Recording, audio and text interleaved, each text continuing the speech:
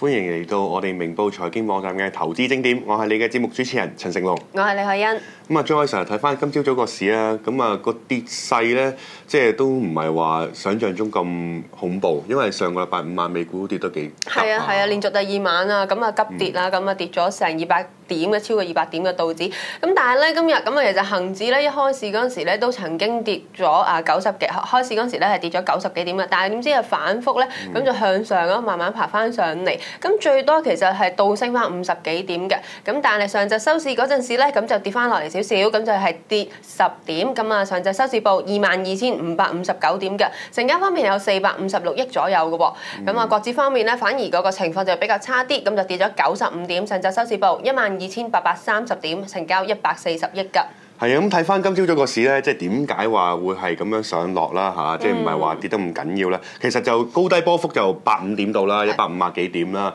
咁啊，整體嚟講就都係好似喺度觀望緊啲嘢，喺度窄幅上落。咁我諗最大嘅因素就係話兩樣嘢啦。其一就係話今日期指結算，咁啊期指結算咁老實講嗰句整個7月嚟講啊，頭2-3個禮拜都係好有贏晒嘅。喺臨尾即係7月尾咧，臨近月尾啲淡友先發力，咁有最主要嘅就係外圍嗰個因素造就咗淡友可以夾翻落嚟，咁但係咧咁啊都未滿身晒好友嗰啲嘅，咁啊好友實頂住嘅，咁啊其次就係話今日匯豐啦收市後公佈業績啦，咁普遍嚟講都話預期佢有成7%嘅增長嘅，咁但係爭在究竟佢次按嗰個嘅情況影響佢成點樣啦？可能嗰個而家擔心佢個撥備嘅情況係點樣，但係點都係要等埋收市後，咁所以都係估即係而家喺度觀望緊啦，再加上哇內地真係醒神啊！內地 A 股啊真係唔怕外圍究竟係點樣嘅喎即係外圍你死你事啦佢今日創新高俾你睇喎。係啊，冇錯。最高4400點啊，上證指數衝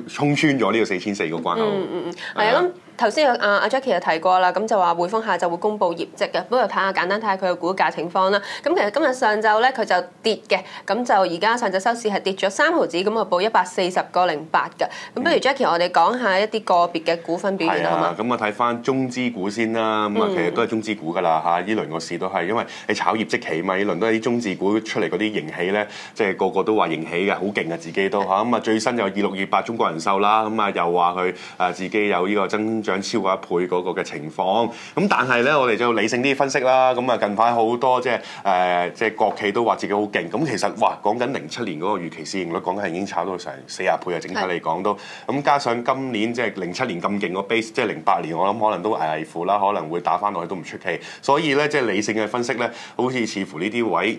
好似直播率真係麻麻地啊！咁好啦，其次就除咗2628之外，857今朝有啲盤喎，沽壓喎，有啲沽盤喎。係啊，冇錯嗱，今日睇翻上晝佢收市咧，就咁係跌咗4點幾%嘅，咁就係報11個2。咁其實主要都係上個禮拜公佈一啲新聞啦，咁就話美國股神巴菲特咧，咁啊4年嚟第一次沽呢一隻股份喎，咁啊大家都可能咧即係以往一有呢啲咁嘅大股東沽售股份嘅情況咧，咁大家都可能視為見頂嘅信號嘅，咁所以咧今日